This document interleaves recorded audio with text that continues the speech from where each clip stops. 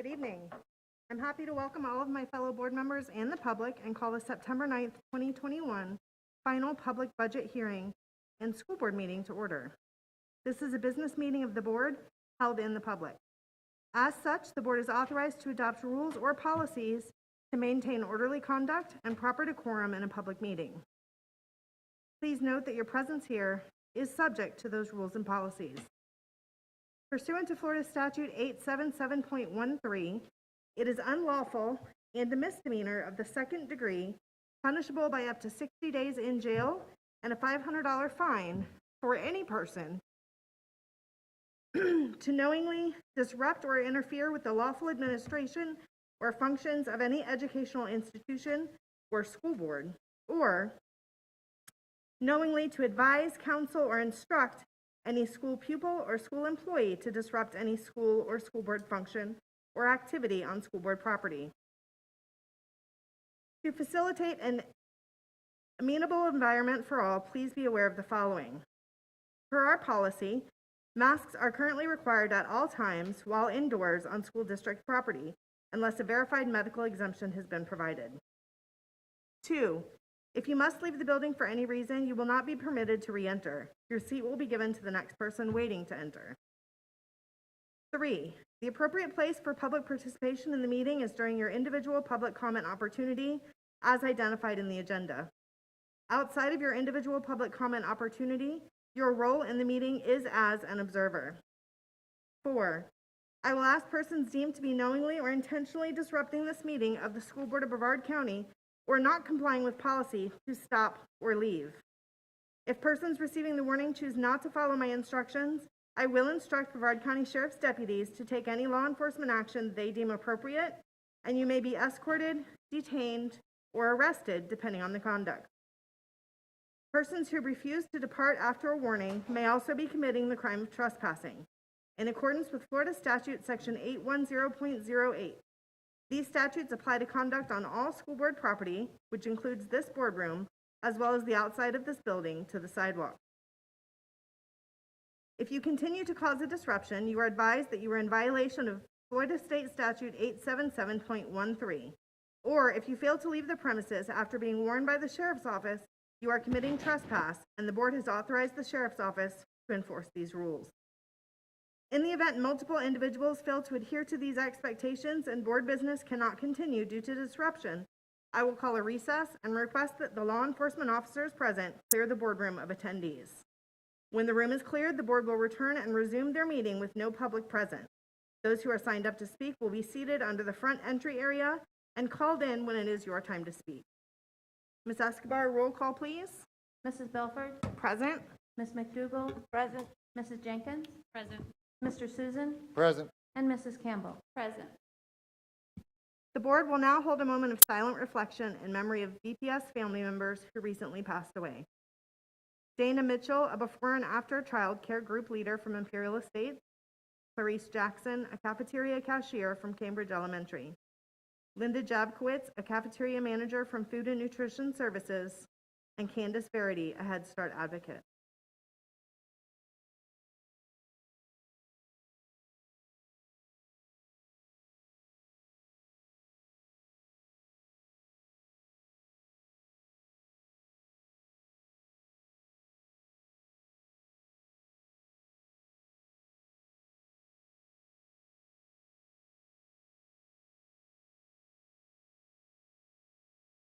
Thank you.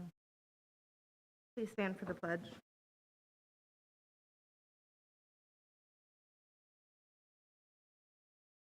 Pledge allegiance to the flag of the United States of America and to the republic for which it stands, one nation, under God, indivisible, with liberty and justice for all.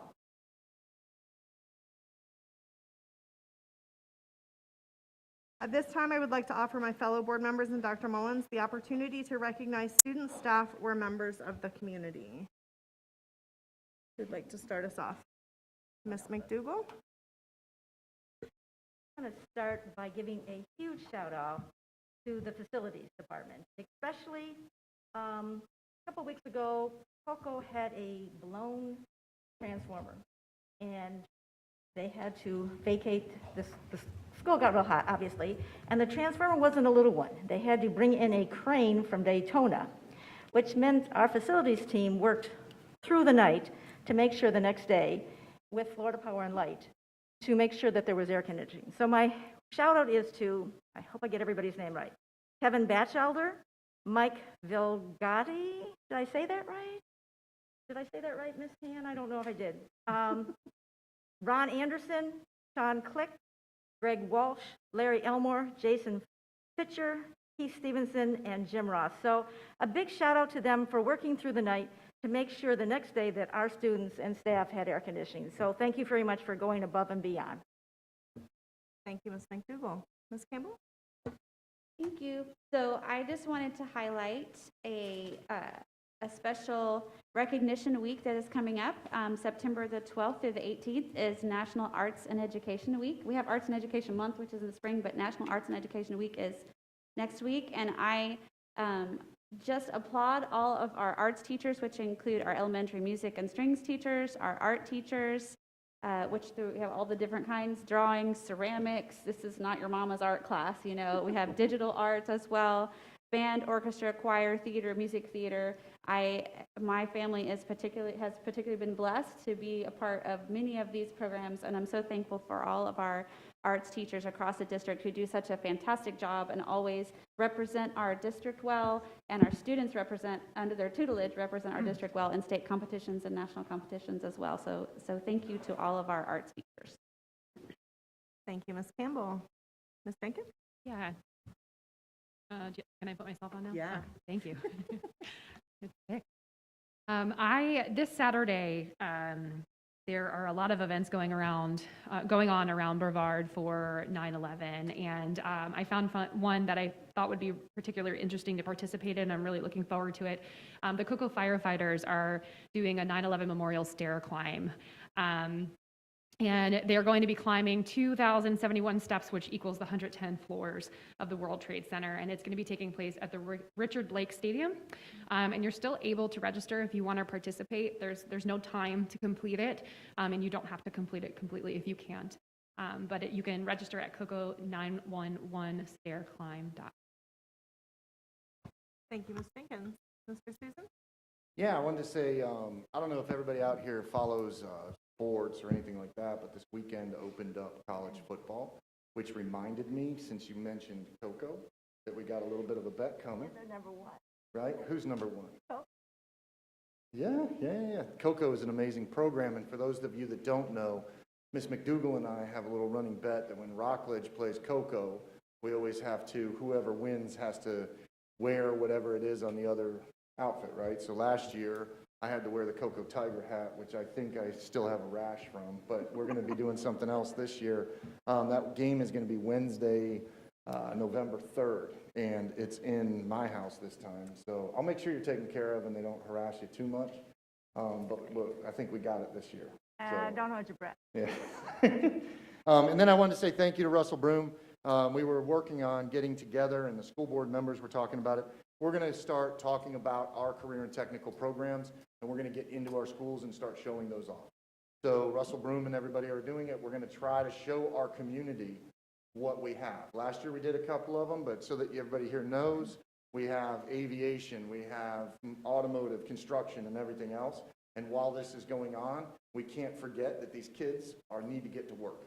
So just want to say thank you to Russell for working on setting that up, and we're going to get moving here in about a month and a half. That's it. Thank you. Thank you, Mr. Susan. Dr. Mullen?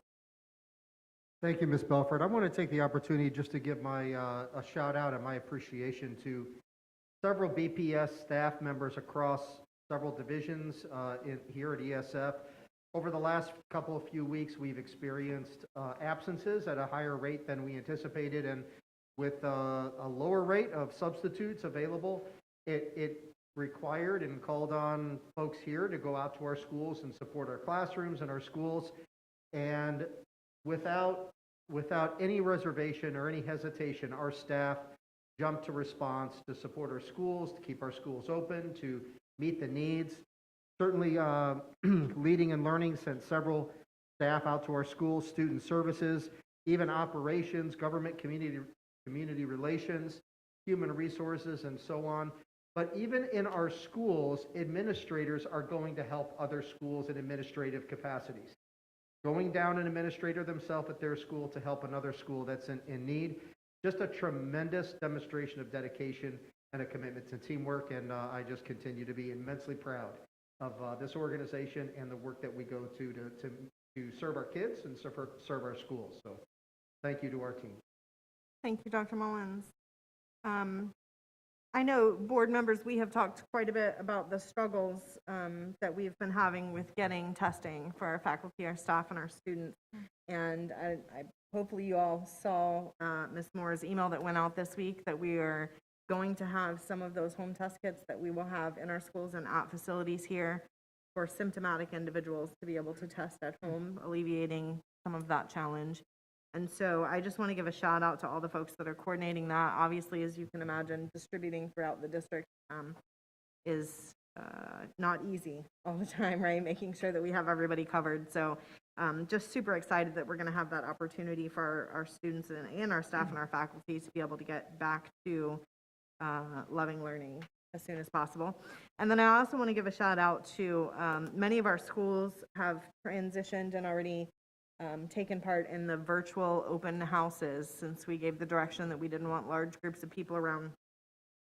Had the opportunity to participate in one of them last night. And, you know, if there's anything that I can say that has come out of this challenge of the last 18, 19 months, it's that our folks have gotten incredibly creative about the way that we work. And they just did a phenomenal job on the open house last night. And great information, and the nice thing is it's there that we can go back to anytime and view it again. So really a bonus there. So thanks to everyone who is working so hard to work around and over the challenges that we've been facing. All right, that is going to bring us to the adoption of the agenda. Dr. Mullins? Ms. Belford and members on the board, on this evening's agenda, we have the final budget hearing, which includes the superintendent's presentation, public hearings, and recommendations. On the regular school board meeting, we have administrative staff recommendations, 16 consent items, 2 action items, and 1 information item. Changes made to the agenda since it was first released to the public on Tuesday, August 18, 2021 are as follows. Items A16 on its administrative staff recommendations, F22 on instructional staff recommendations, F23 on support staff recommendations, F18 on meeting minutes, and F26 on Code of Student Conduct, all receive revision. Attachments were added to items A7 on superintendent's presentation, final public budget hearing, A12 on adopt the 2021-2022 budget, and F21 on annual financial reports for fiscal year 2020-21. What are the wishes of the board? Move to approve. Second. Moved by Mr. Susan, seconded by Ms. McDougall. Is there any discussion? Hearing none, please vote.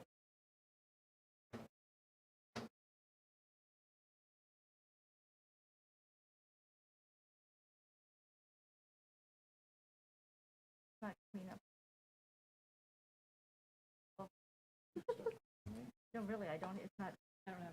Okay, Yeah, no, it's not just you. okay. I Refresh.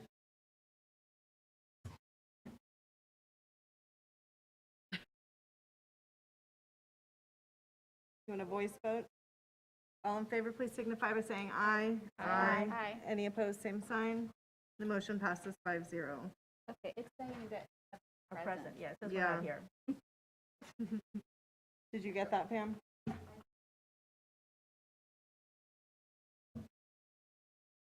Maybe it's just figurative? Oh, great.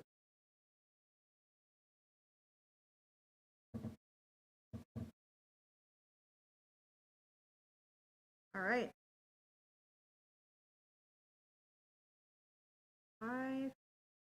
All right, we will proceed with the second and final public hearing for the 2021-2022 proposed millage rates and tentative budget. The hearing of September 9, 2021 is now in session.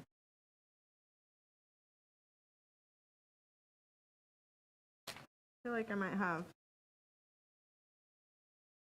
All right, now we will move into the presentation portion of this hearing. Ms. Cindy Lisinski, Chief Financial Officer, will make a presentation on the proposed 2021-2022 budget and millage levy. Ms. Lisinski. Good evening, Madam members, Dr. Mullins. This is the second and final budget hearing.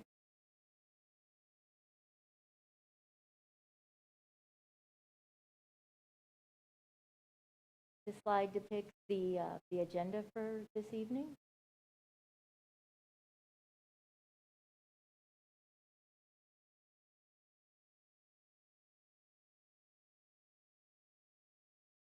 So I'm going to start off with the truth and millage. So the truth and millage legislation requirements are detailed under Florida statutes. Trim timelines are very prescriptive in law, and the clock started on July 1st. The total timeline to budget adoption is 80 days. The statute dictates the order of business during the budget hearings, and trim requires 2 public hearings for open discussion of the millage rates and the proposed budget.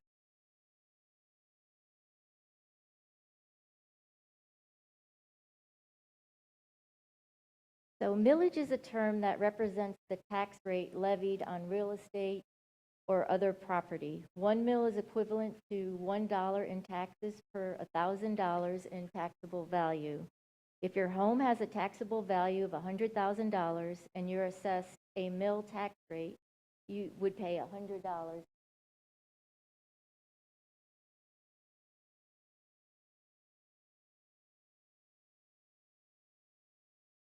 The Florida Education Finance Program, or FEFP, is the centerpiece for financing Florida school districts' operating costs. Funding for FEFP combines state funds, primarily generated from sales tax revenue, and local funds generated from property tax revenue. Our balance here in Brevard is approximately 65-35%. So 65% of our funding comes from the state, 35% comes from our taxes on our property. Required local effort is the local amount of funds the district receives from levying the state certified local millage rate on the district's taxable property. And it's key to understand that the Florida legislature sets this rate. So the Florida legislature sets the required local effort millage rate. And the school board must levy this RLE effort millage rate in order to receive any state funding under the Florida Education Finance Program. So in order to get the 60% of the funds, we have to make sure that we levy the RLE in order to get the funding for our school district. The proposed required local effort, which is set again by the legislature, is 3.602. The legislature establishes maximums for the basic discretionary operating and the capital outlay millage rate. The total proposed millage related to school funding for 2001-2002 school year is 5.850 mils. This millage will generate revenue for the general operating and capital outlay funds. Ms. Lisinski, can I interrupt you for just 1 second? I apologize. I just want to remind our audience that you are required to have masks while in the boardroom. So please make sure that your masks are on and you're wearing them appropriately. If you are not going to be wearing them in the boardroom, then we would ask that you leave. Okay? Ms. Lisinski? Sure. So maintaining these millage rates at the same level as in 2021 allows the district to continue our work to serve every student with excellence. And then here you can see how the funding comes in the different areas. So the required local effort is required again in order to participate in the Florida Education Finance Program. So if we want to fund our district, we must levy that tax. And we'll receive approximately $178.9 million in local tax proceeds. And then we have the full basic discretionary millage, which will garner about $37.2 million in operating costs. And in addition to that, since when we levy the 7.48 millage rate, we end up being below the state average. So because of that, we're able to generate an additional $7,360,000.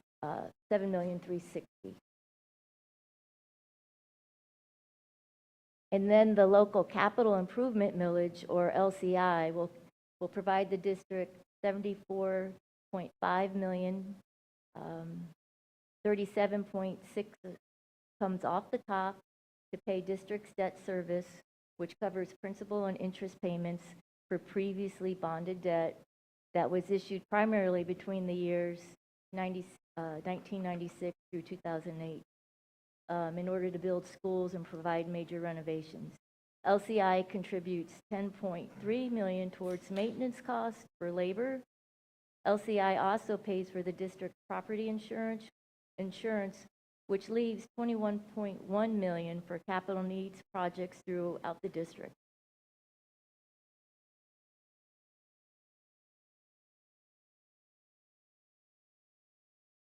So this slide depicts the historic millage rates over the last 10 years. Since FY13, the required local effort millage rates have declined each year as our property values have increased in the county. This has been the trend because of the healthy growth of statewide property values each year since the Great Recession. Lawmakers reduced the RLE millage rate to limit the revenue generated from this source. This is a conscious effort to reduce the tax burden on homeowners.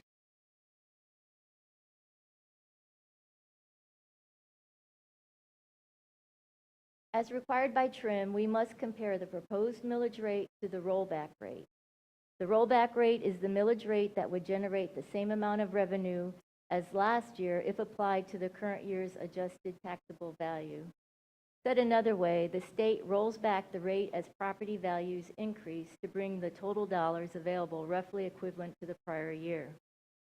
Under TRIM, the rollback rate is the benchmark for determining if tax rates have increased or decreased. The rollback rate is generally less than the proposed tentative rate.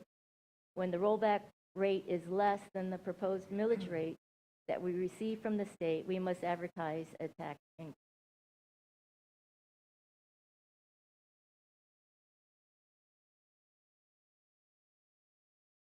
So the certified school property values is a large component of how education is funded in the state of Florida. FY 2009 was the highest annual tax roll prior to the Great Recession. Property values have increased each year since 2013. And if you look down here, you'll see the 2021 values is what was recently certified by the property appraiser, and the 21-22 values are the latest state projections for next year. And this projection actually doubled since March, when the Office of Economic and Demographic Research put out their projections. And, you know, it's amazing to me that our tax roll during such an uncertain time has increased over $3 billion. This is mainly due to high demand for homes driven by low interest rates and growth.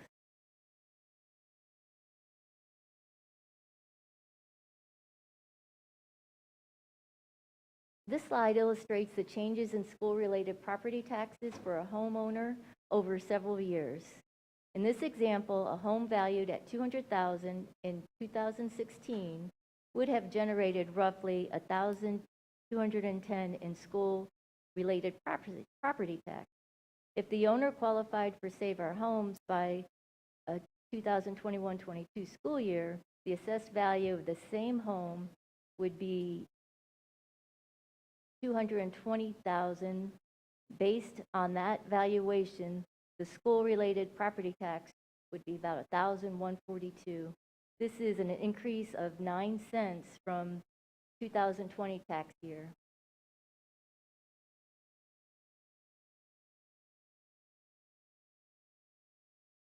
And so, what does this mean? The average family will pay about $1,000 in property taxes on a home assessed at $200,000.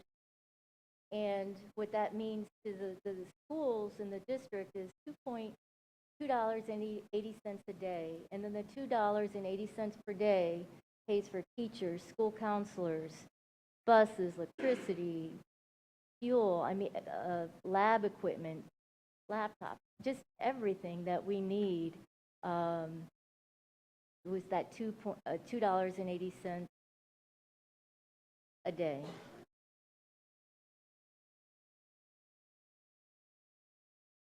And so now we're here at the 21-22 proposed tentative budget. Both the operating and the capital budgets are balanced. A year ago, we faced much uncertainty about the economy, how long the length and the severity of the pandemic in the country, or in the county, in the state, in the nation, and globally. The board made difficult decisions and made budget reductions in anticipation of budget reduction of $16 million due to enrollment decline and additional cuts to cover rising FRS and healthcare costs. That said, it could have been worse. The district was fortunate to be held harmless in school year 21. As a result, we were able to capture approximately $8.9 million in one-time savings from FY21 classroom savings that we were able to balance our FY22 budget. Although using one-time savings is not ideal, it is consistent with how we utilized our ARA funds during the Great Recession. We still have uncertainty around enrollment and will continue to monitor and make necessary adjustments in order to minimize our dependence on one-time dollars, while at the same time ensure we have resources available to meet the needs of every student.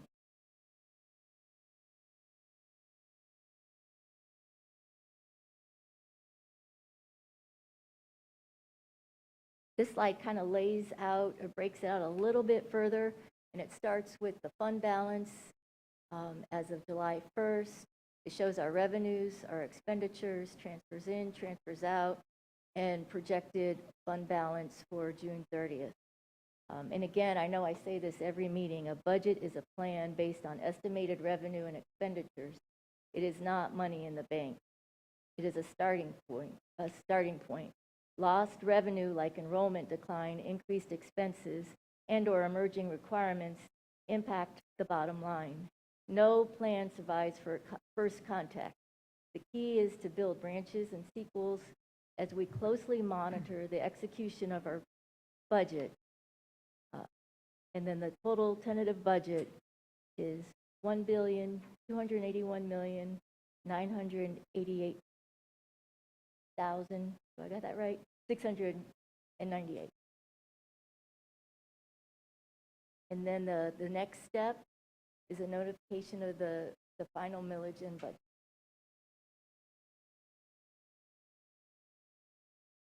Are there any questions? Any board members have questions for Ms. Lisinski on the presentation? Ms. Campbell? Just had a quick comment.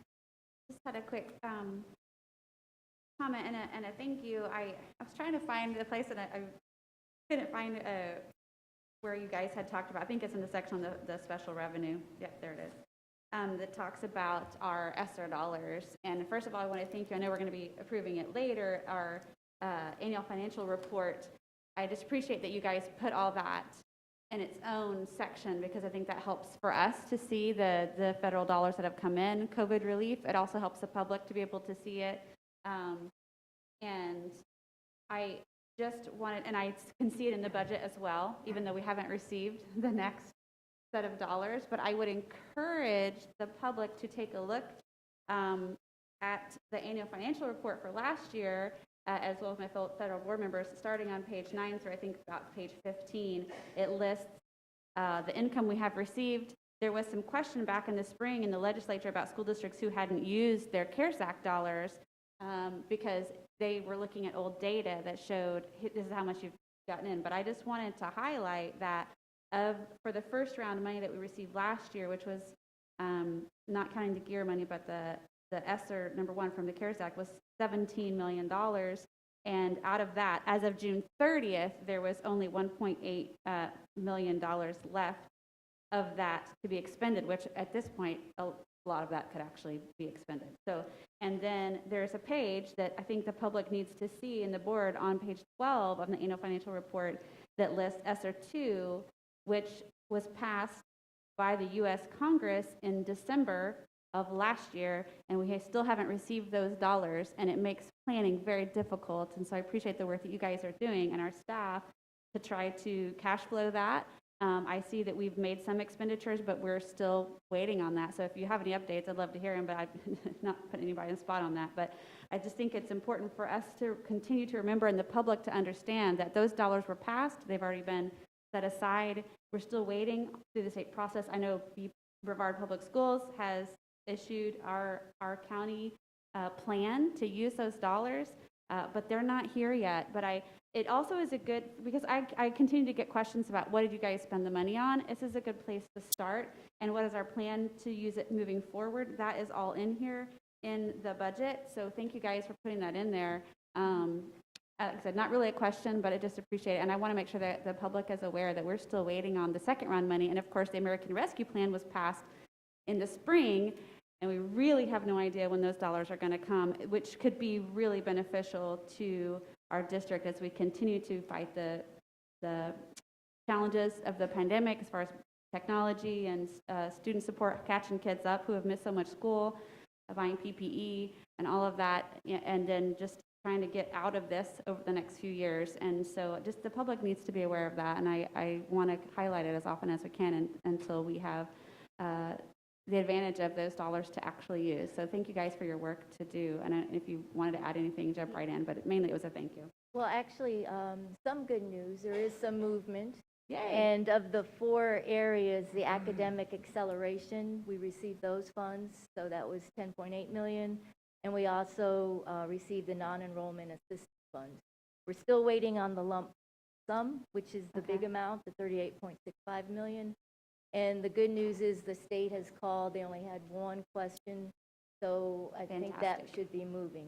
Can you give me the academic assistance was 10 million? 10.8. Okay, and then what was the other bucket? Non-enrollment assistance, 2.177. Okay. We're still waiting on the tech assistance, 2.7 million. And then the lump sum, we're still waiting on. All right, thank you so much. That is good news.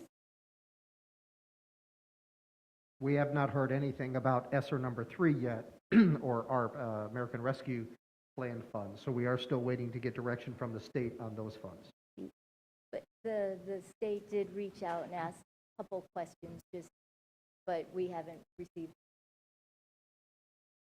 And Dr. Mullins, did you indicate that the state has not yet submitted to the federal government their plan on ESSER 3? That was my last understanding, yes. As of last communication, the state had not received approval from the federal government for their version of application for ESSER number 3. So, yet I do know that not only other states have received the funds and distributed them to districts, but particularly school districts have received the funds and started utilizing them in their districts in other states, not in Florida.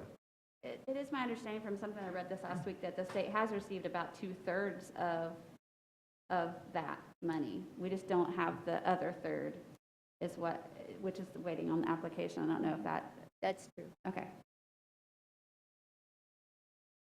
Any other? But that's not to suggest districts have received Right. 2/3. No, The state has received 2/3 of ESSER number 3. We've not received the first release of what is called,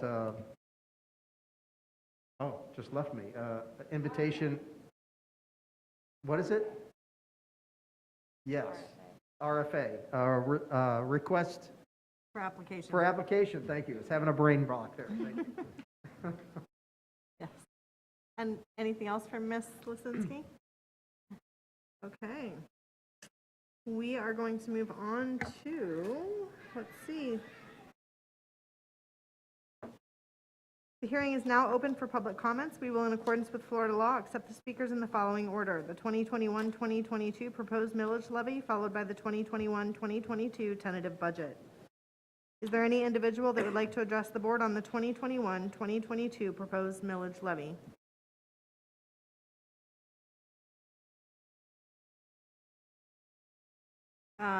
Yes, you can. If you, hold on, if you could, Ms. Lisinski, we have one, if you could free the mic. You mentioned that we could, you encouraged the public to look at this, or someone did, maybe Katie? And I just was wondering where we would find that information. So if you can go ahead and take a seat, if that was the, and we will address that. Typically, we don't address questions during the public comment, but I will get to it when we wrap up, okay? Is there anyone else that would like to address the board on the 2021-2022 proposed millage levy? Is there any individual that would like to address the board on the 2021-2022 proposed millage levy? Is there any individual that would like to address the board on the 2021-2022 tentative budget? Is there any individual that would like to address the board on the 2021-2022 tentative budget? The public comment portion of this hearing is now closed. Ms. Lisinski, would you like to address where our public can access this information? I'm sorry? Would you like to address where our public can access this information?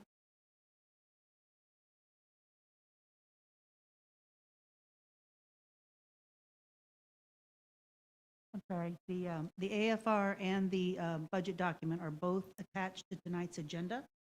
So if you go to the school board webpage and go down through the agenda, you will find both attached.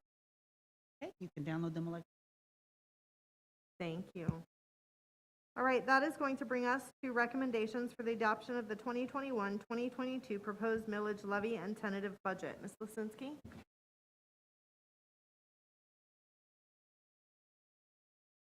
Florida statute 200.065 requires each taxing authority levying millage to publicly state the name of the taxing authority, the rollback rates, the percentage of change from the rollback rate, and the millage rate to be levied prior to the adoption of the millage levy resolution. In compliance with those requirements, the following need to be stated. The taxing authority is the School Board of Brevard County, Florida.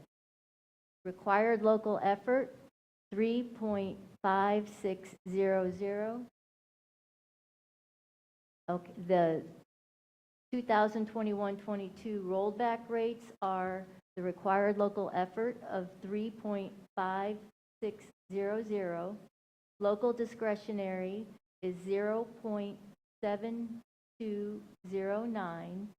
Capital outlay is 1.4456. Total rollback rate is 5.7265. The total millage rate to be levied exceeds the total rollback rate by 2.16%. The proposed 2021-22 millage rates are required local effort, 3.602, local discretionary, 0.748, capital outlay, 1.500. Total millage rate, 5.850. There are a total of 5 separate motions. I will read each of these recommendations into the record and request board action.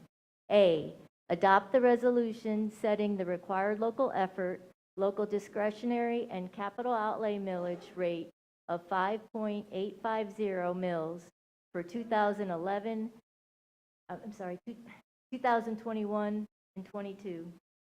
The written resolution is incorporated into the motion by reference. What are the wishes of the board? Second. Moved by Mr. Susan, seconded by Ms. Campbell. Is there any discussion? We need a voice vote, Ms. Escobar.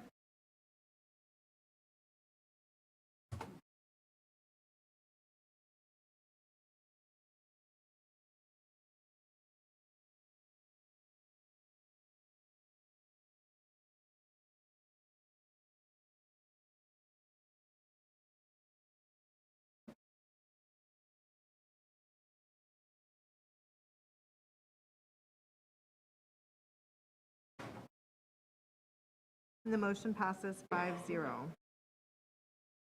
Ms. Lisinski? B, adopt the 2021-22 budget in the following amounts. Operating, $647,856,346. Special revenue, $200,401,712. Debt service, $38,034,923. Capital outlay, $304,639,848. Enterprise, $2,214,044. Subtotal, $1,193,146,873. Less transfers, $67,177,914. Total, $1,125,968,959. Internal service, $88,841,825. What are the wishes of the board? Move to approve. Second. Moved by Mr. Susan, seconded by Ms. Campbell. Is there any discussion?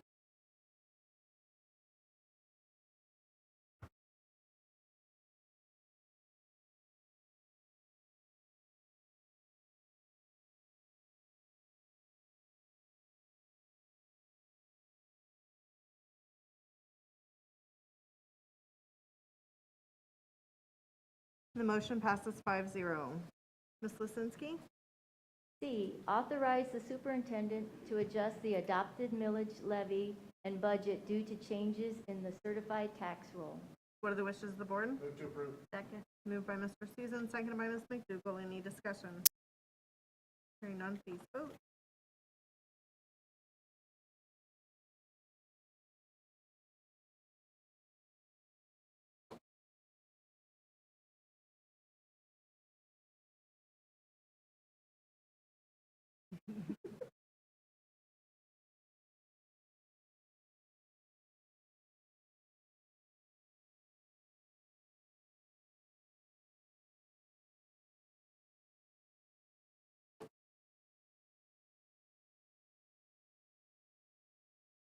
The motion passes 5-0. Ms. Lisinski? D, authorize the superintendent to forward the adopted millage levy resolution to the Brevard County property appraiser and tax collector no later than 30 days following the adjournment of the value adjustment board. What are the wishes of the board? Move to approve. Moved by, was that Ms. Finken? Second. And seconded by Ms. McDougall. Any discussion? Please vote.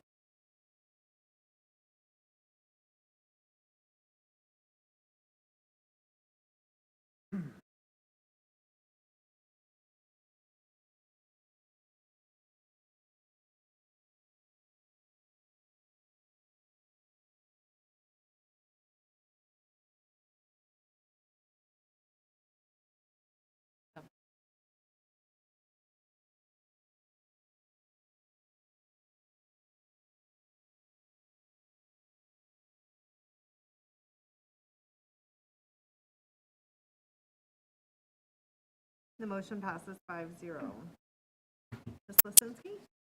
E, authorize the superintendent to forward the following to the designated state agencies.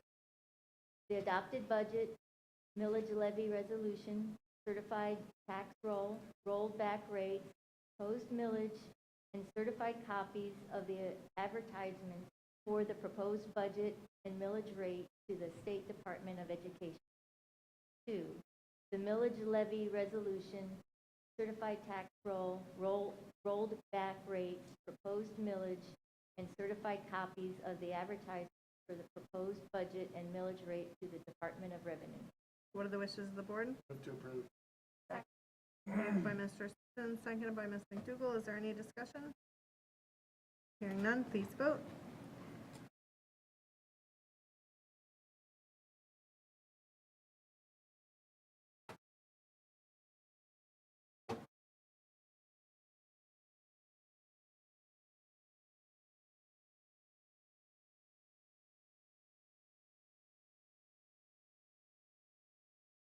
The motion passes 5-0.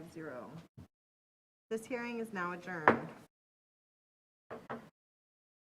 Thank you, Ms. Lisinski and team. We appreciate you being here. All right, Dr. Mullins, will you please let us know about the administrative staff recommendations this evening? Yes, Ms. Belford and members of the board, this evening you'll be asked to approve the reclassification and transfer of first, Christina Donahue from the position of Assistant Principal at Andrew Jackson Middle School to the position of 10-month Assistant Principal at O'Galley High School effective September 10th.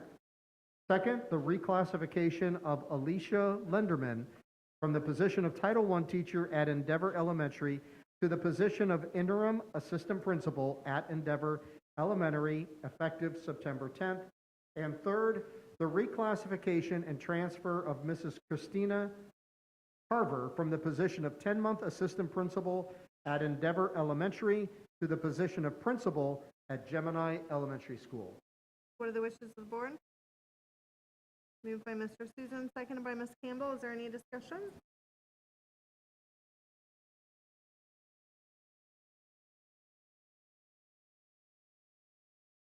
Please vote when you're able.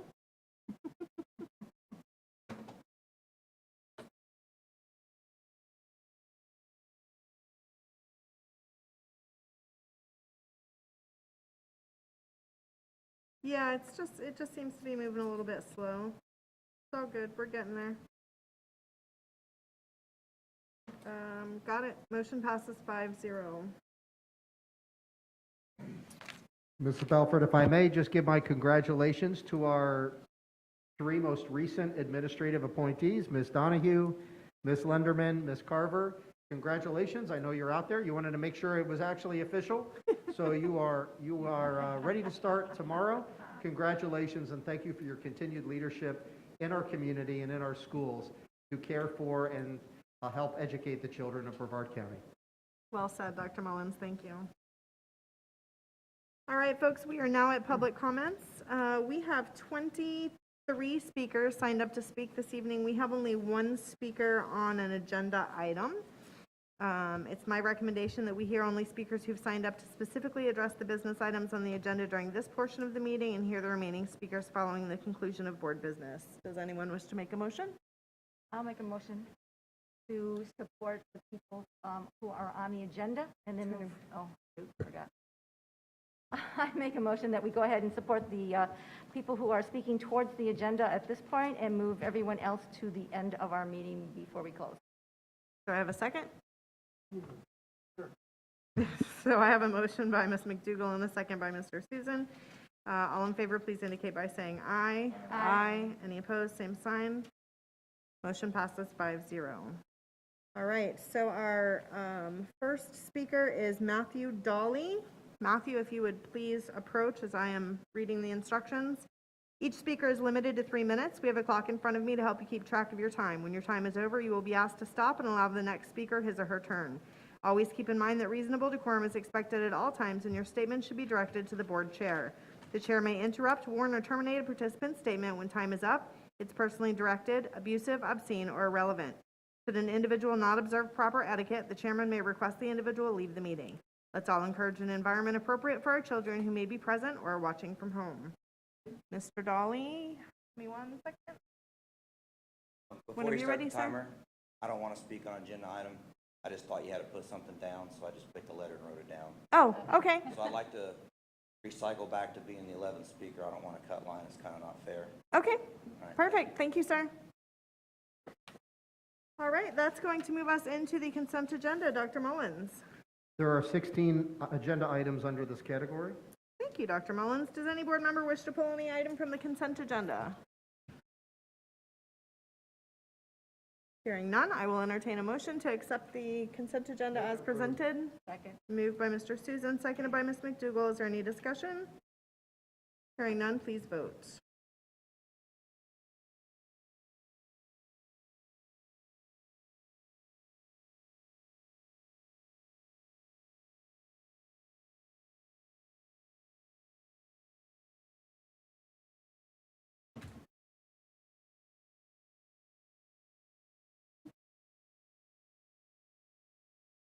The motion passes 5-0. Dr. Mullins, will you please let us know about the items under action? There are 2 items under this category. The first one is G34 on procurement solicitations. Do I have a motion? Move to approve. Second. Moved by Mr. Susan, seconded by Ms. Campbell. Any discussion? Please vote.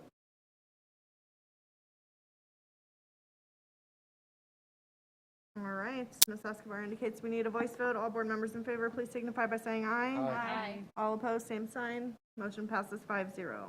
Dr. Mullins, Item G35 is on department school-initiated agreements. do I hear a motion? Move to approve. Second. Moved by Mr. Susan, seconded by Ms. McDougall. Is there any discussion? Hearing none, voice vote. All in favor, please signify by saying aye. Aye. Any opposed, same sign. Motion passes 5-0. All right, we will move on to the information agenda, which includes items for board review and may be brought back for action at a subsequent meeting. No action will be taken on these items tonight. Dr. Mullins, There is one item under the information category. does any member wish to discuss this information item? All right, we will now hear the remaining speakers who signed up to comment on non-agenda items. Each speaker is limited to 3 minutes. We have a clock in front of me to help you keep track of your time. When your time is over, you will be asked to stop and allow the next speaker his or her turn. We'll hear from the speakers in the order in which they signed up, including those who may be waiting outside. As stated earlier, reasonable decorum is expected at all times, and your statement should be directed to the board chair. Should audience participation interfere with speakers being heard or hearing me, I will be forced to clear the room. When I call your name, please line up along the east wall of the boardroom to facilitate the smooth transition of speakers. Let's begin with our first 3 speakers. Scott Seville, Matt Wojciechowski, Jamison Ludwa.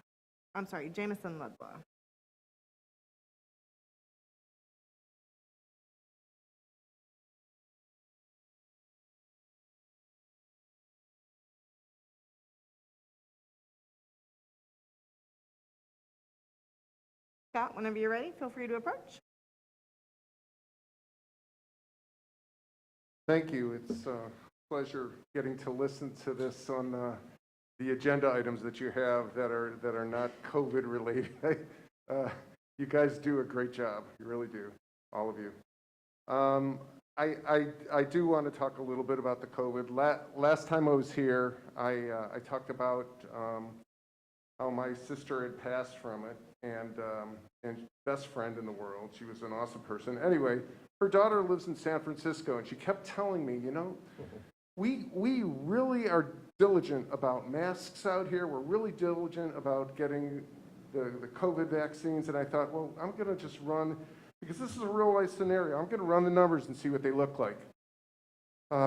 San Francisco was 73% vaccinated. Brevard County is 55%. I like San Francisco because its population is 875,000 and Brevard is 615,000. So San Francisco county has 42% more people. The number of cases in San Francisco County are 50,000. This was as of about a week ago. Anybody can look this up. In Brevard County was 72,000. So San Francisco, although it has a 42% higher population, they have 31% less, or 22,000 less cases. And then I thought, well, what are the deaths? The deaths in San Francisco so far have been 589. In Brevard County, 914. So 36% less. I think that this is a great comparison because they are 42% larger than us, yet they are between 30% cases less and 36% deaths less. That's another 300 deaths that, you know, maybe we could have done something about. So I just think this is a good real life explanation, and let's continue to save lives. And I applaud the efforts of everyone here, and understand that even the people on opposing sides care about their children and care about their family members. And so let's save some lives. Thank you, Scott.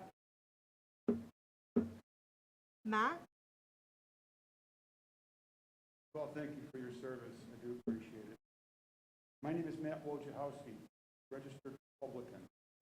I have a doctorate in engineering, and I'm a registered professional engineer in 3 states.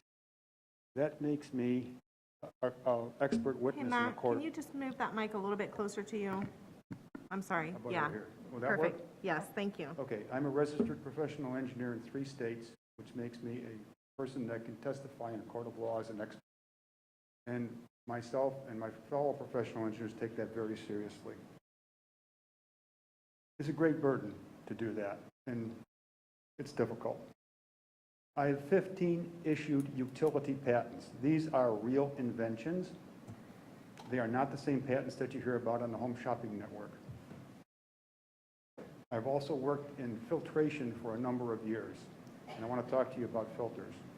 First of all, there is a screen filter. This is the kind of filter that you use in your screen door, and it allows things to be stopped that are bigger than the mesh and things to go through that are smaller than the mesh.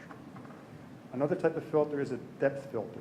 They use a tortuous path to trap particles, and they rely on thickness of material.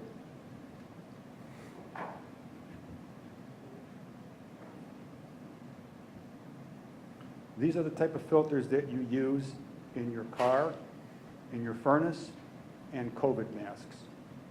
To give you an example, a COVID mask reading is approximately 0.1 microns. That's 1/10 of a millionth of a meter. And particles that it or the COVID virus is approximately 0.125 microns, which is about 25% larger than the tortuous path of the filter that you have on right now. So you are protected by these type of masks in your house, in your car, and walking around. As far as the school system precedent goes for protecting the unprotected, I'll cite an example from my high school days. Initially, we had smoking lounges in our high school. When the relationship of cancer to smoking was developed, the faculty of that high school took out the smoking lounges, didn't want the kids to smoke anymore, so they were protecting the unprotected. They believed it was their duty and acted positively. Part of the sworn responsibility you have are to protect our children. I'd like you to do that. Any questions? Thank you, Matt. We appreciate you joining us. As Jamison is approaching, the next 3 speakers after will be Rhys, Ludwa, Cheryl Wojciechowski, and Katie Delaney. Hi, my name is Jamison. I'm in 2nd grade. I think masks are important. Last time when only 1 out of 4 people voted for masks, I was very unhappy. And now 3 people voted for masks. I would like to make the votes 5-0 for masks. I'd like everybody to please listen to the mask rule and wear a mask correctly when inside. I would feel much safer if I saw everyone listening to the teachers and wearing their masks. Thank you for those of you who voted for masks for trying to keep us safe and healthy. Thank you, Jamison. Rhys? Hi, my name is Rhys. I'm 9 years old in the 4th grade in Brevard Public Schools. I wanted to say thank you for making us safe, for giving us masks back to us. Everyone is very stressed about everything about the masking in Brevard Public Schools. I think masks should be continued. This virus creates things that should not be in our everyday lives. Infections are rising every day, and that is because everyone isn't wearing masks. I was really worried about it when everyone wasn't wearing masks, but now I feel much safer with everyone wearing masks. The Delta variant is very dangerous and 2 times more contagious. There are over 3 million cases in Florida, and many have been children. The schools are full of children that could get infected, and that can have serious consequences. Masks are vital to everyone's health. If we wear them, then this COVID pandemic will cease. This pandemic is very dangerous, but if we all work together, wear masks, social distance, and sanitize, then this pandemic can stop and everyone can rejoice with friends and family. Thank you for your time. Thank you, Rhys. Cheryl? Hi, my name is Dr. Cheryl Wojciechowski. I'm mom of 2 kids who attend school in Brevard County.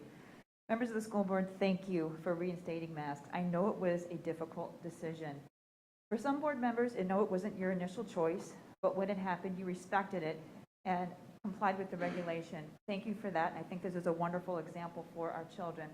I can tell you now that I have a little boy and a little girl who are much less afraid to go to school. I'm still nervous sending them, of course. And I know the homeschool option is there, but my two kids need to be with their friends and teachers. They learn better that way, and now it's much less of a risk to their health. For the past 15 years, under 4 presidents, I've worked as a scientist for the State Department and the United States Agency for International Development. Part of my job, I negotiate with Arab and Israeli scientists and help them work together, comply with U.S. regulations, international research regulations. Unfortunately, the attentions that I've experienced in this room before and after these meetings are much more stressful than any interaction I've ever felt between Arab and Israeli scientists. I myself have let this tension get under my skin, and I apologize for that. I have a proposition. Members of the school board, I don't think you want to see this tension between your constituents. I'd like to extend an invitation to you and your constituents to write ffss.brevard@gmail.com. I would like to have a calm, short, virtual conversation to see if we can agree on ground rules and establish a respectable decorum from here on out. We won't agree on some things, but I know that we all love our kids and want to show them the best example of how adults behave when they disagree. With good intentions only, please, ffss.brevard@gmail.com. Thank you for your time and your service. Thank you. As Katie is approaching, our next 3 speakers will be Chris Paganoni, Danielle McDonough, and Joey Kaliwa. Katie? Members of the board, your COVID mitigations are failing students of Brevard County. I am speaking tonight for a local healthcare worker that cannot be here today. She has done all the things you've asked of her. Her daughter is vaccinated. She wore a mask even before, even when it wasn't illegally being mandated. Yet, she was forced to quarantine, even though she was well past the threshold of the 2-week policy. During that time, since there was no e-learning and no work was sent home, her straight A student got marked with multiple zeros for participation grades while under a forced quarantine, resulting in 2 Fs. Again, this child is vaccinated and she wore a mask. Your policy and failure to implement or maintain it has yet again failed another child. You all should be ashamed. The mother is still fighting with the school to make it right. That brings me to my next topic, the achievement gap. Here we are on month 2, and we still have members of the board focusing more on COVID mitigations that don't work instead of their bigger failure, the widening achievement gap. I have sent many of you multiple emails, phone calls, voicemails about the achievement gap, never getting a response. Is it that you don't care?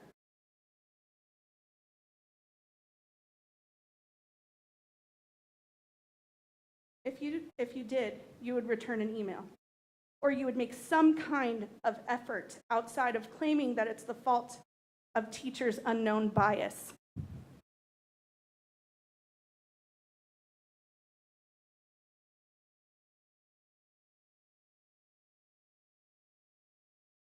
Now, I would like to put on public record that our COVID numbers in the schools have been continuously going down according to your dashboard over the past 3 weeks. And I want to point out that that was prior to the mask mandate coming into effect, which was just Tuesday. In conclusion, many times in the student code of conduct that is on tonight's agenda, it speaks of respect for one another. It speaks of privacy, anti-bullying, and so on and so forth. Yet when multiple reports of students being refused entry to the school, bullying by administration, and food being refused, BPS did not stand by their students. Instead, they insinuated that they were lying. You three should be ashamed. Katie, have a great day. Chris?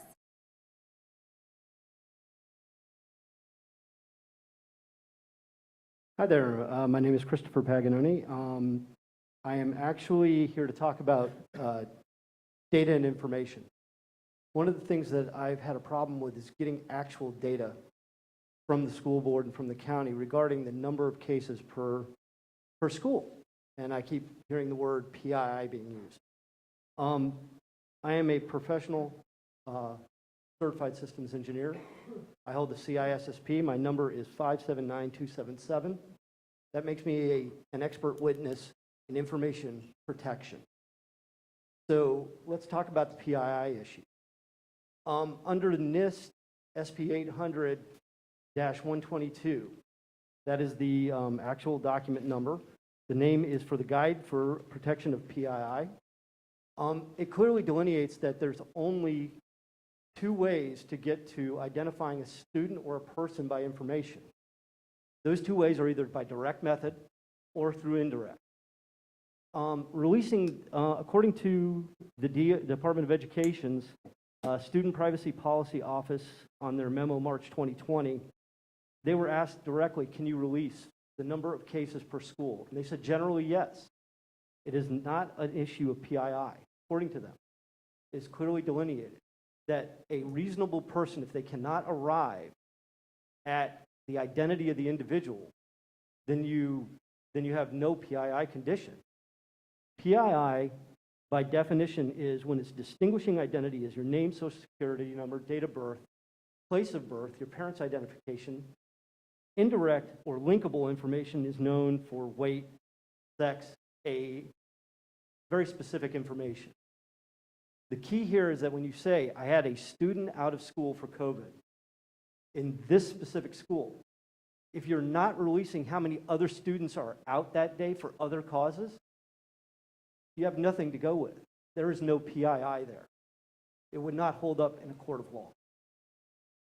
And that is my professional opinion. So I would like to ask the board to please give us the PII numbers by day, or as often as you report them. I don't care whether it's by day, every 3 days, every 5 days, or every 7 days. But it can be by school, because that tells us what's happening in the school. And it also will help you guys see, specifically, if you have a school that's going out of control, you can tactically affect it. Instead of sitting here and blanket and say, we've got 500 students across the county that are sick.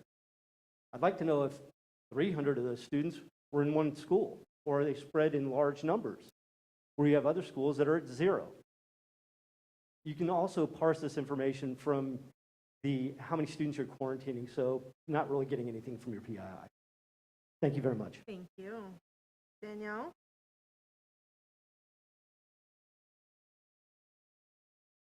Hi there, I'm Danielle McDonough, Dr. McDonough. I'm a nurse practitioner. As you guys know, you've heard me speak before. I want to say thank you for bringing masks back into the school. My children all say thank you. I'd like to just say that I think it's really evident in this week's dashboard by the fact that kids started wearing masks in school immediately after the mandate was put into effect. My daughter's class of 24 students in 5th grade at Meadow Lane, an interior classroom, had 100% compliance. Her teacher was already wearing a mask. Sadly, students had already been in the classroom with COVID, and a large number of kids ended up quarantined by the end of the week. But fortunately, they're all going back to school now. But I think looking at the dashboard of a Monday a week prior, I think there was over 500 cases, compared to this week where there was just a little more over 100 cases, I think it's purely evident that masks work. We can't continue to have this battle every 2 weeks. We can't continue to have this battle every month. You guys teach math and you teach science. You teach the kids statistics in high school. If you're going to teach the subjects, then we should be teaching the kids that we understand how to utilize this information. We should follow the science, and we should follow the math. It's real data. It's not made up. The people in the hospital are not imaginary. They're real. They're human beings. They're related to somebody who lives in our community. When somebody says that their family member died, we should have empathy for that. We shouldn't say people die. Sadly, that's what I'm hearing in our community, and it needs to end. So we need to set an example as a community and say that we understand the science, and we're going to follow the science, and we're going to wear masks in school where kids aren't vaccinated. When you want to lift the mask mandate, my 11-year-old child's not old enough for a vaccine, but we vaccinate against chickenpox because chickenpox causes a loss of learning days. So why would we not wear masks to protect against loss of learning days? We need to keep the kids in school, and we need to keep them healthy and safe. So we need to make a plan going forward. At what point is it safe to remove the mask mandate? At what point would you have to reinstate the mask mandate? At what point is the vaccination level in the community sufficient enough? That is a plan that the board should be working on going forward, so we don't have to come back to this conversation at every meeting. I thank you for your time, and I thank you for everything you're doing. Have a good night. Thanks, Danielle. As Joey's approaching, our next three speakers will be Sarah Chiavaro, Matthew Dolly, and then Heather Peterson. Joey? First, I want to say thank you to the two board members who had the courage to vote no on the mask mandate. We will not forget should you decide to run for re-election. At the emergency meeting, one of the board members volunteered her political party affiliation as Democrat and then stated that her decision was not political. But the only explanation I could come up with as to why you would vote for a mandate when the facts and data contradict that decision would be that it's political. So when I look to political reasons as to why somebody would make a decision to mask an innocent child and put that unnecessary responsibility and burden onto them, I came across a study at Dartmouth University that determined that the liberal media negatively skewed over 90% of their stories to exaggerate the fear of the COVID pandemic, regardless of what the data and the science were saying at the time. And in the words of the CNN producer caught on hidden tape by Project Veritas, fear sells. Then I found a Gallup survey that interviewed Democrats and Republicans to determine their understanding of the harms of COVID. The data shows that chances of being hospitalized as you get COVID is somewhere between 1 to 5%, which means that between 1 and 5 people out of 100 who get COVID could end up in the hospital. But 41% of Democrats surveyed believe that 50%, that's 1 out of every 2 people who get COVID, go to the hospital. And another 28% of Democrats believe that 20 to 49% of people who get COVID will be in the hospital. So almost 70% of Democrats surveyed believe that 1 out of every 5 people who get COVID end up in the hospital. The next study was my absolute favorite. It found that white liberals are more prone to mental health disorders than individuals who identify as conservatives or moderate. 62% of white who classify themselves as very liberal or liberal have been told by a doctor they have a mental health condition, as compared to only 26% of conservatives. They found that reasoning was behind this was that the constant misinformation from liberal media, which they referred to as panic porn, creates unwarranted fear and stress. So if you're angry like I am and confused as to why we cannot get through to certain board members using facts, scientific data, and critical thinking, the data shows there's a high possibility you are trying to reason with a highly misinformed individual who might have a mental disorder who cannot make rational decisions because they are driven by one thing, and that is fear. Which explains why one of our board members sat in a plastic box for almost a year last year, and while they were 6 feet apart from each other, probably vaccinated and wore masks the entire time. So the problem that we really have here is a virus of the mind, and I have a suggestion to fix this problem, which is to the one board member who's so concerned about racial equity and inclusion as I stare up at a board with 0 racial diversity. I think it's time for her to lead by example, acknowledge her white privilege, put her money where her mouth is, and step down as a board member to allow her position to be filled by a person of color. We wouldn't want any racist hypocrites on the board now, would we? And since I still have 6 seconds, all 3 of my kids got COVID. They had a fever for a day and coughed like 3 times. Stop. We're not clapping. Sarah?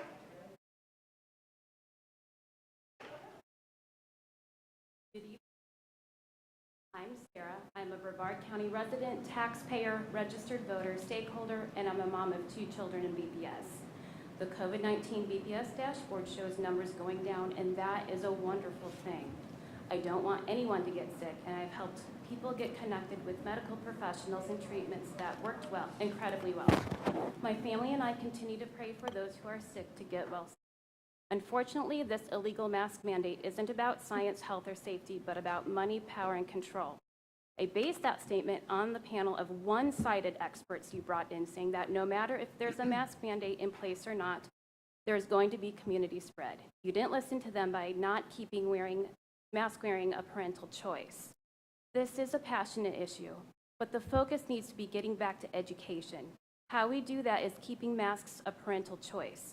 You didn't get voted in based on emotion, but to make choices based on fact and the law. I'm a law-abiding citizen. This is a legal issue. You created a big legal mess for the BPS system instead of allowing the judicial system to play out and being guided by the laws you are held to. Since 3 board members moved forward with this unprecedented, unlawful vote to enact an illegal mandate for the BPS district, and those members who supported this deliberate attack against a functioning and reputable school system must be held accountable.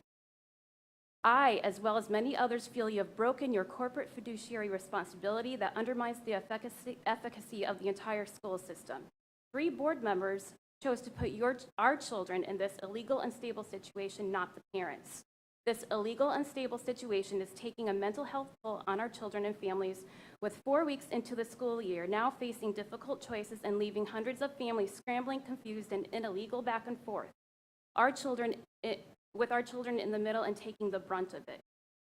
Those on the board who choose to vote and supported a board-wide vote on an illegal mask mandate have created an environment with this that questions your ability to act independently as a board member. And I request you do the right thing and undo this policy immediately. I am not challenging your authority to vote. I have lost faith in your ability to make a lawful and independent decision. The illegality of enacting this policy and the downfall of it was well laid out by your vice chair. Independently and as a board, you need to let your yes be yes and your no be no. If you are unable to make a decision and stick with it, it is feckless and untrustworthy leadership. Thank you. Thank you. Matthew Dolly.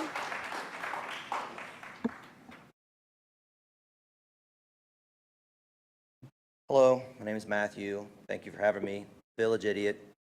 So the first thing I want to talk about to the public, if you're a member of the public and you engage and act or believe in using any kind of intimidation, whether it be through verbal or physical actions or destruction of property, I'm going to say this publicly now. You are not on my side. I do not care what political alignment you have. I do not agree with such actions, and I never will stand beside you or behind you with that kind of demeanor.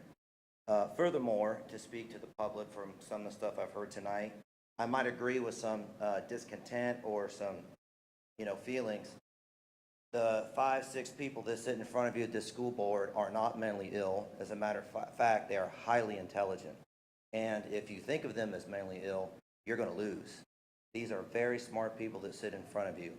That being said, the choice that they made to mandate the mask was 100% a political choice. They were smart enough to wait till a judge's decision was made that made the legality of this gray so they could get their foot in the door and wait. They are not stupid, they are smart. That being said, I am disappointed in the board to allow politics to come involved into a decision like this. I have spoken in front of you a handful of times, and every time I have darn near begged of you. I've even yelled at the crowd for you. All right, I know that some of the people here do not behave right. But that being said, the people here that don't behave right, it reflects the leadership in this room. If you do not like how we act, display better leadership, okay? This was not about health. It was not about safety because there's so many numbers that go both ways. This was a political decision. I am not dumb. I may not be as highly as intelligent as you, but I'm not dumb. So don't insult my intelligence and I won't insult yours. That being said, you made a political decision that threw a rift through this community. You got people out in the parking lot screaming at each other, and it's because of you 5. You did this. And I'm going to end with saying this. As one of you may know, because I believe you're a history teacher, the elected bodies historically that side with compulsion are evil. I'm not saying you're evil, but the decisions are evil. It's not you that I fear. It is the medical doctor that stands up here in his public comments and tells people that unmasked and unvaccinated children are a risk. That is asinine. To the children that are here with their parents, you got a good mom. I don't agree with what she said. You got a good mom. You need to listen to her. You need to follow her example. But if you see my children in school without wearing a mask, they're not a danger. They're healthy because I'm smart enough to make sure that my kids don't put other people at risk. Thank you, Matthew.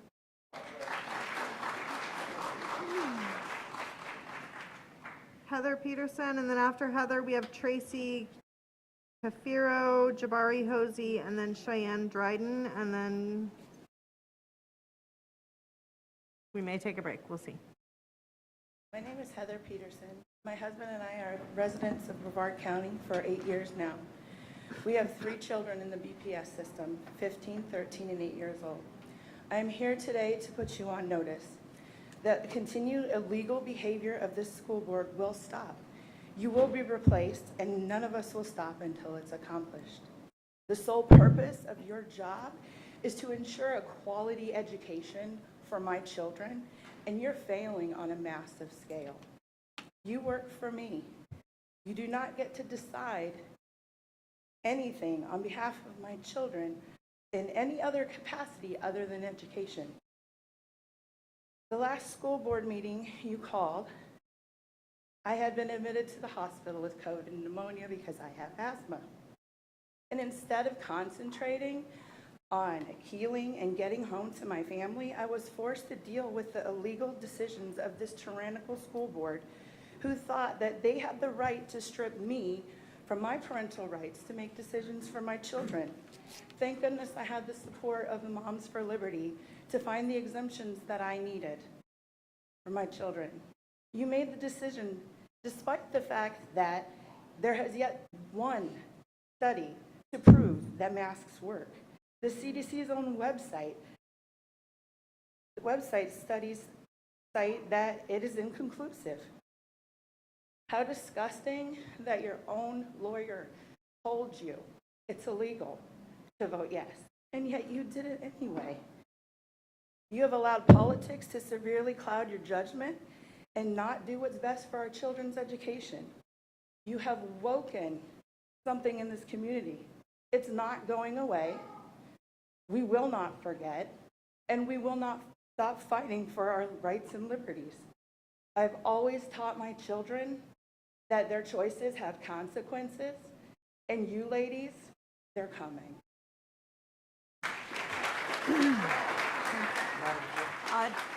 Mr. Susan.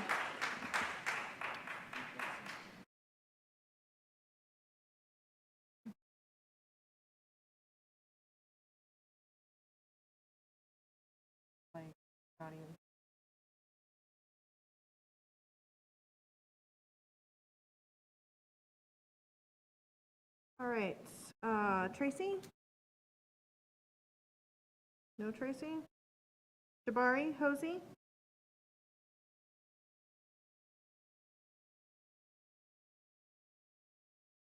Hi, my name is Jabari Hosey. I'm speaking in regards to the action that took place with the emergency meeting. I want to thank the 3 school board members directly for taking the necessary action and protecting our kids during this pandemic with universal masking in schools. That was a courageous move that has now potentially has saved lives. I also want to thank the school board member, though she did not support the motion, but complied with it immediately and gave us an example to follow, but not shouting or complaining about a new rule in place. I also want to thank the superintendent for taking necessary action, responding to disinformation, and allowing universal masking to happen as efficiently and effectively as possible. The 3 of you didn't fold to political persuasion or fear, but instead followed the science and the data to do what is best. And that leaves me with one last member who chose fiction over fact, politics over people, pandering over protection. This individual aligned himself with another political figure who doesn't live in his district. That political figure you do not live in that political figure's district. His career is now muddied with hypocrisy and hesitancy, lies, and distruth. You are supposed to represent me, work with students and parents that live in your district, but clearly we don't matter. I wish you well as you travel down your political downward spiral, and I thank the majority of the board for taking the necessary action to protect our children and the 1,400 plus members of Families for Safe Schools also who are parents, grandparents, and many members of the community as we continue to grow as a group. Also, thank you. Appreciate it. Thank you, Jabari. I had a request for a recess from board members. We have 12, huh? Yeah, we can take, we have Cheyenne, is Cheyenne Dryden still in here? Cheyenne, if you would like to approach, and then we'll take a break after Cheyenne and then finish out our public comment, okay?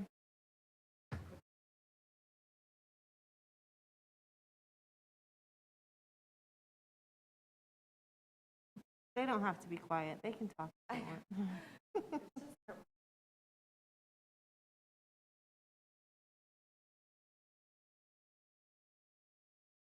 Please let me believe.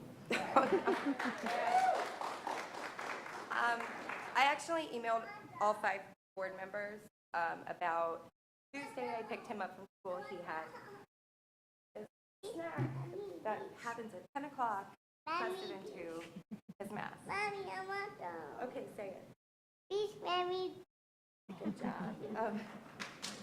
I received an auto response from Ms. Bulford, but that's it. Nobody wants to get back to why kindergartners who do this all day. That's what they're doing all day.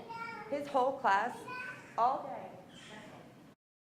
is pick up your mask, oh, fix your mask, fix your mask. No more. I have a high schooler who's scared to take her mask off because she's going to get bullied by her teachers.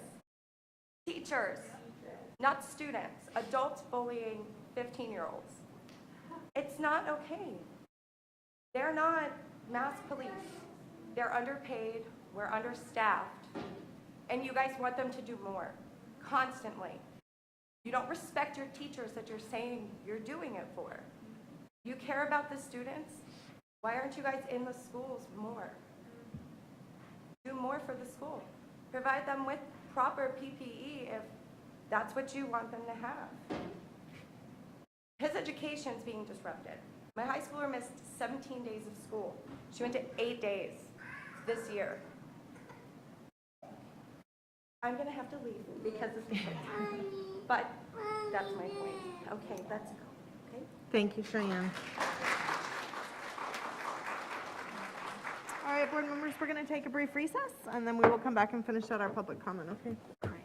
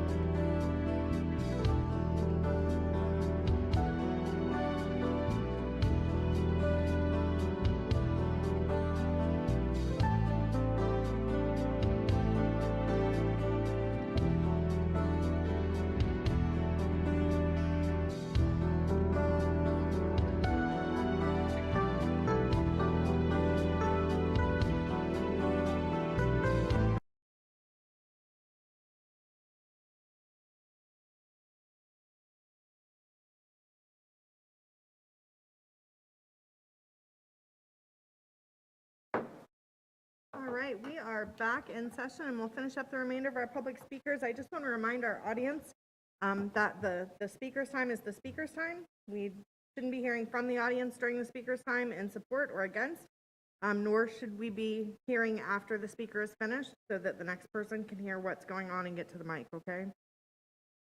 Our next three speakers are going to be Ron McClellan, Julia Anton, and Josana Oakwood. Ron?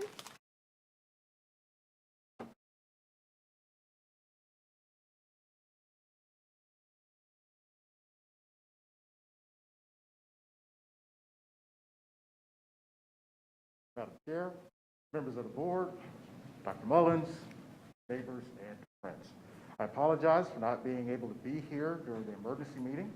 Unfortunately, the coronavirus made 2 appearances at my house, so I appreciate the vote. I appreciate the stress that you are under. As I was listening, I heard a familiar term crop up: critical race theory, critical race theory, critical race theory. So tonight, I want to appoint myself just a representative of those whose parents, or maybe even their grandparents, didn't say hello the same way that you and I do. They might say hola, they might say bonjour, they might say konnichiwa, they might say dzień dobry, or maybe even, God forbid, assalamu alaikum. You see, while we're here in America, we have liberties. There's a collection of individuals that have dedicated themselves to liberty. But we also have liberty to be free from xenophobia, free from sexism, discrimination. So I want to be unambiguously clear that critical race theory should not be taught in schools, because it isn't. It should remain in graduate level schools where it is. However, I want to encourage the board to follow Governor DeSantis' order. Teach fair, unbiased history. So in other words, if you're going to teach it all. Teach why we had to have a 13th and 14th Amendment. Teach why we had to have a constitutional amendment just to give women the right to vote. Teach why we just got the Equal Rights Amendment ratified last year. If you're going to teach it all. Teach why after Pearl Harbor, we rounded up Japanese Americans and put them in internment camps. One of those families had the last name Takai. They had a son named George. You might know him from Star Trek. Yo, we locked up Sulu. I mean, Sulu. But if you notice, I said we, because I share that history too. As Americans, as board members, we must reconcile our past, the dark days of our past, to the brighter days that are ahead. I look forward to engaging with you, and speaking with you in the weeks ahead. Matter of fact, I'm going to be here so much you're going to think I'm a piece of furniture. And with that, I yield back. Thank you, Madam Chair. Thank you, Ron. Have a great night. Julia?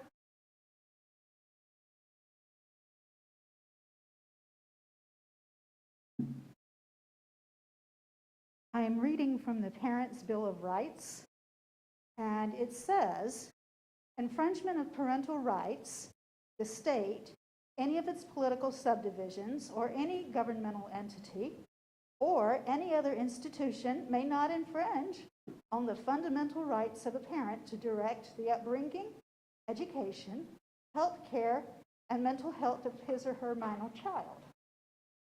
It doesn't stop there.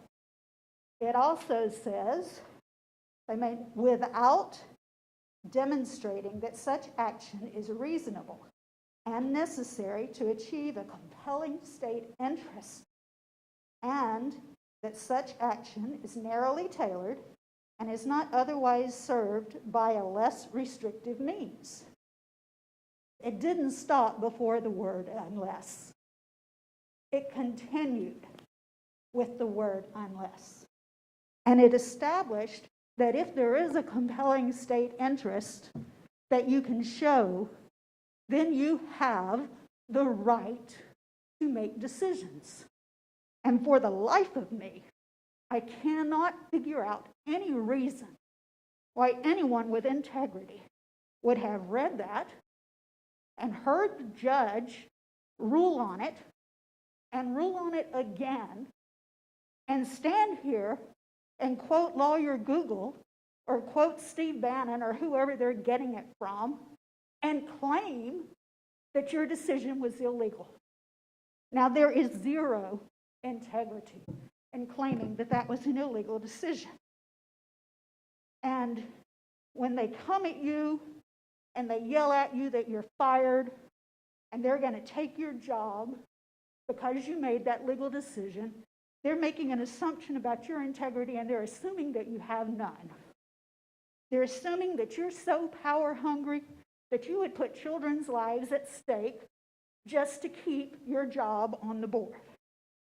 Now, if someone comes up to you and says, put people's lives for me, or put people's lives at risk because I want you to, there's only one response to that. You look them in the eye and you roar at them and you say, not no, but oh heck no. I'm not doing that. Now, they're here making noise, but they're not the only citizens in Brevard County. They don't represent the people who are immune compromised and can't come to this Petri dish of an event. They don't represent the thousands of people who have signed petitions for masks. There's a lot of people they don't represent, and that includes me. Some of us value integrity. We value lives. We value integrity. Thank you, Julia. All right, Desana, and then after that we have Cindy Martin, Aurora Shaner, and then Melissa Hanson. Desana Oakwood? No? All right, Cindy Martin? No Cindy Martin either?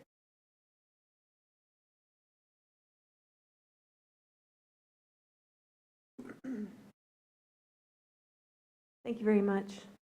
Good evening, everyone. Thanks for being here. Thank you to the two board members who opposed the mask mandate. The Miami Herald reports today that yesterday Judge Cooper lifted an automatic stay that had been triggered when the DeSantis administration appealed the September 2nd ruling to the First District Court of Appeal. The motion filed Wednesday night requested that the Tallahassee-based appeals court reimpose the stay while the underlying battle about the September 2nd ruling moves forward. The motion contends, in part, that Cooper's ruling violated constitutional separation of powers and delved into policy and political issues about whether schools should be allowed to require masks. As long as the mask mandate litigation continues, students have the right to choose whether they wear a mask or not while attending school. Show me a legitimate study demonstrating that your masks are effective in filtering out COVID-19 viruses. I haven't seen one yet. There hasn't been one produced yet. I'd love to see it. I promise you I would read every word and I would share it. I did send out one of the masks that your BPS schools provide to students to an independent lab, and I am personally paying for a report of efficacy of filtration for COVID-19 and its associated variant. I'm happy to pay for that. I have some extra money. It's going to be 6 weeks before I receive that data for you. I'll be happy to share it. Also, please be aware that the administration and teachers bullying and retaliating against students with medical exemptions will not be tolerated, and legal action will be taken. Some kids actually document these instances of bullying and retaliation for their medical exemptions by teachers and staff at BPS schools. A lot of these kids have recording devices and they do record. They also know how to use YouTube pretty well. I'm sure you did hear about the Las Vegas substitute teacher who taped a mask to her student's face, which humiliated that student in front of his classmates and caused irreparable harm psychologically to him. According to his statement, he knew of at least 5 other students who endured such treatment by a teacher doing the same type of thing to other students. I predict that that will be litigated. We definitely don't want a situation whereby BPS is sued for conduct such as this. This is a fantastic school system. I agree with the previous speaker. I do believe that this board is extremely intelligent. I also believe that the timing of Judge Cooper's ruling is very suspicious. Thank you. Thank you, Cindy. Aurora?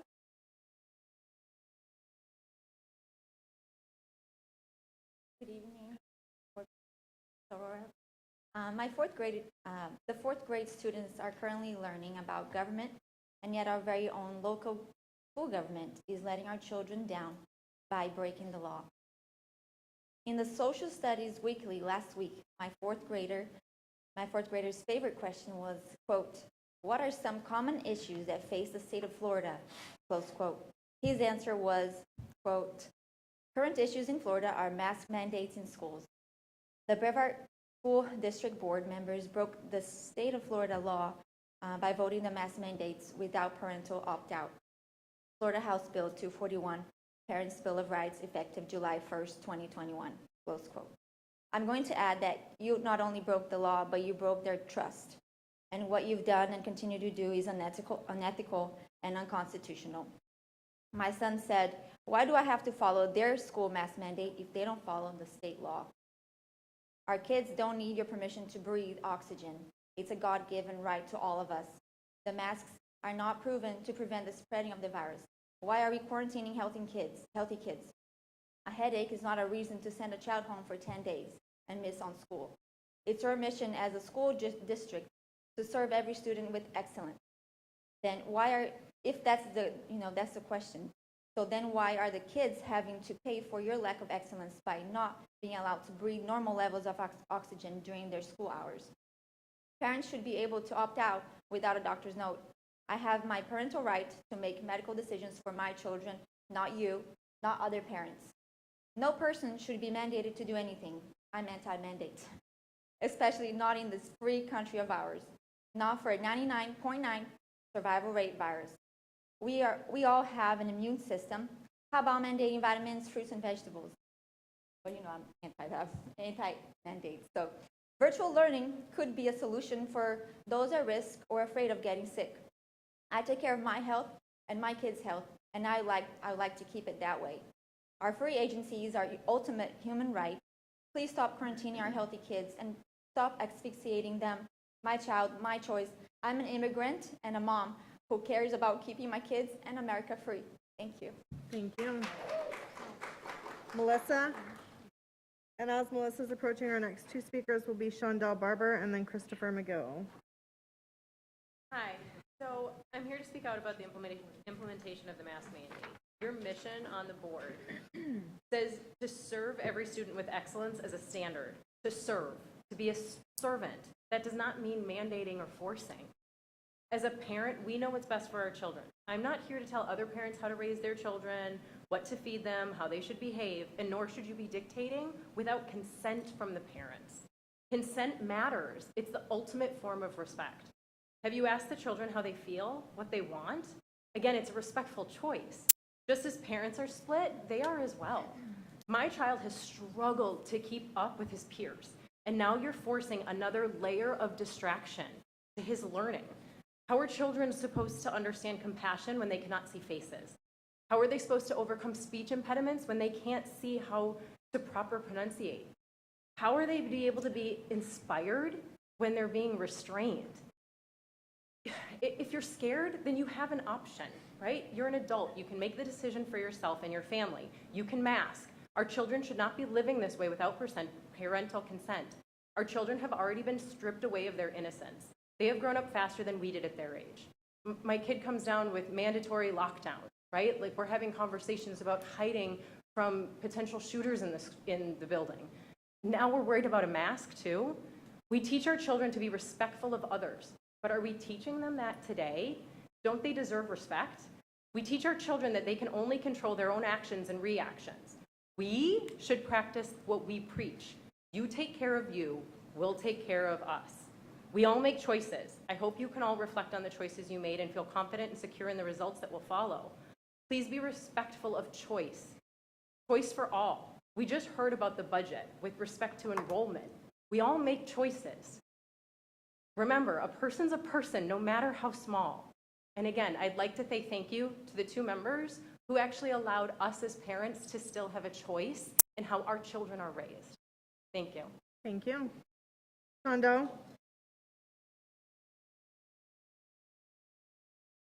Good evening. Thank you for the opportunity to speak. My name is Shondell Barber. I've been a resident of the for 6 years, and I grew up in Florida. I have 3 children, ages 6, 7, and 9, that have attended Brevard County. We moved to this county because of the school board and because of the schools and the excellence they have proven. However, today I'm here to upset, and I need to fight for my children right now. Okay, and I do applaud the ones that did vote for this. I've been in the dental industry for 20 years.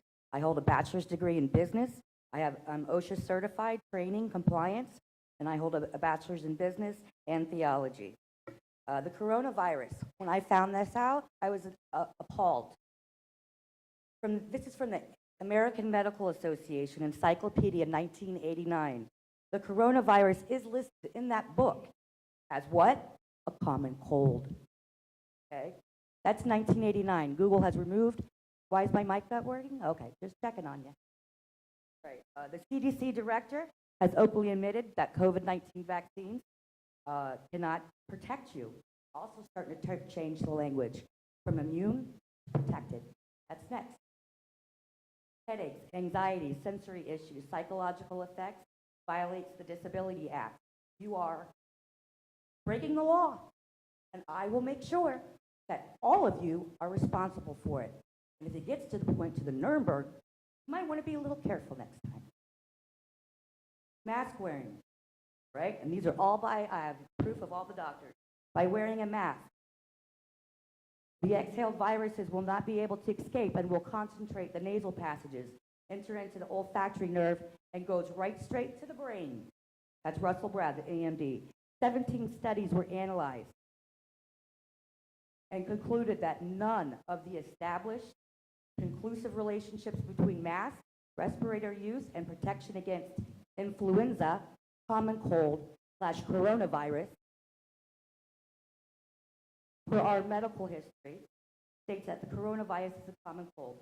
Wearing masks for long periods of time, that my children are crying because they're being upset, they can't learn, they're pulling their mask, and they're treated as if they were bad if their mask slips down their nose.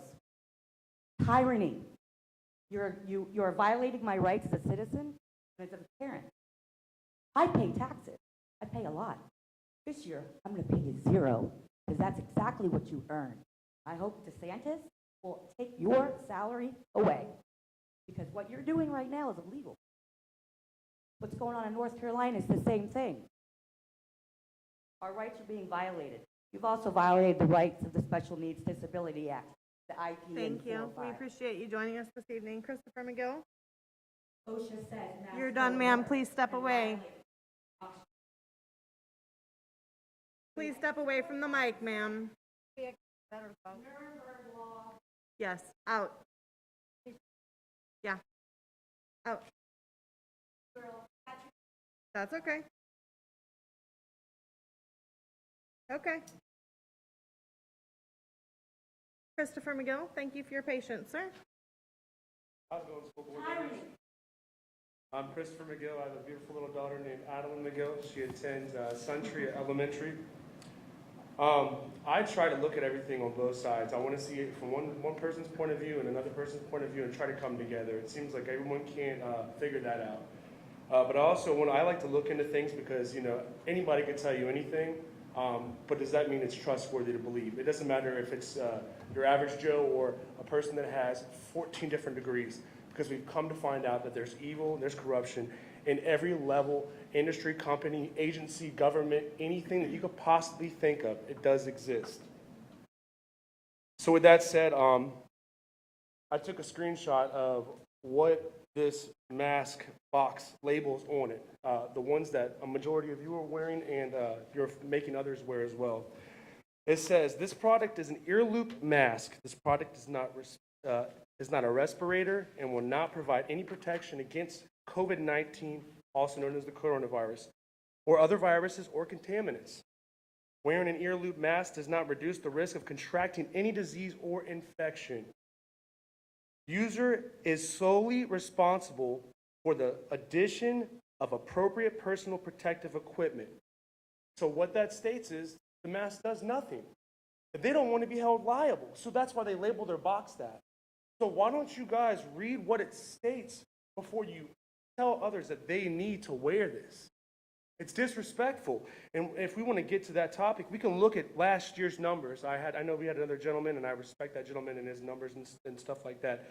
But Florida had a very low case numbers, and we didn't have a mask mandate. But if you looked at a lot of these other states, they had multiple mask mandates, and they had higher numbers of deaths.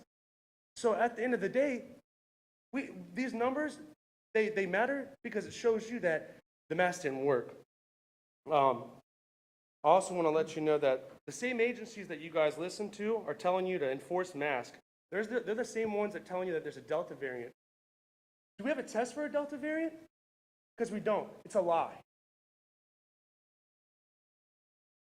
I also want to say, are any of you in possession or have you been stated to receive any federal funding on the condition of a universal masking and of any other COVID protocols of anyone, the staff and or students for the school district? If so, you are then representing these individuals and not the ones that have elected you. So I just want to put all you guys on notice. If you're receiving any kind of gifts, assets, any kind of bonuses, you're being promised things by special interest groups, if you don't think that we're not going to figure this out, we do have whistleblowers. People are inside, and they're scared to death because they have gag orders put on them. But they're going to blow the whistle, and they're going to expose a lot of what's going on. So hopefully you guys think before you take your next Thank you, actions. sir. We appreciate you joining us this evening. God bless you guys. All right, that is going to conclude our public comment for today. Does any other board member have anything else to report? I'm just going to make one short comment before I turn it over to Dr. Mullins, and then Mr. Gibbs needs some time this evening as well. There have been lots of comments made, accusations about students being bullied, and I just want to make it very clear that no one on this board is supportive of any faculty or staff bullying students over masks. We've made it very clear that is not the expectation. Given that, I'm not saying it has not happened, but I am saying that general statements of this taking place don't help us. If there is a situation where this is taking place, then number one, contact the principal, and number two, let us know. But generalities of these things taking place don't help us to address the issue. So if you actually want the issue addressed, much better to reach out to us so we can address it directly, instead of making broad public statements where we can't actually address it. All right, Dr. Mullins, do you have anything more to add this evening? Ms. Belford, thank you for those comments. I do want to also add, I feel it necessary to come to the defense of some amazing staff members, men and women, who have devoted themselves to serving our children in our cafeterias across the district. Some allegations have come forth that have been determined invalid, and the suggestion that the men and women who put themselves on the front line last school year, throughout the summer, and continuously throughout last year to ensure that our kids have a healthy meal for them was very disappointing. And those, to the degree that we could investigate those allegations, they were completely determined unfounded, that children were denied food because they weren't wearing a mask. So I had the opportunity to visit one of the cafeterias that were accused of that and provided that staff the reassurance, but I could tell you that they were hurt. And I just want to acknowledge their work and their service and their dedication to our kids and their selfless commitment to serving the kids of our county and ensuring that they have healthy meals every day available for them. So thank you. Thank you, Dr. Mullins. All right. At this point, the chair recognizes the board's attorney, Paul Gibbs.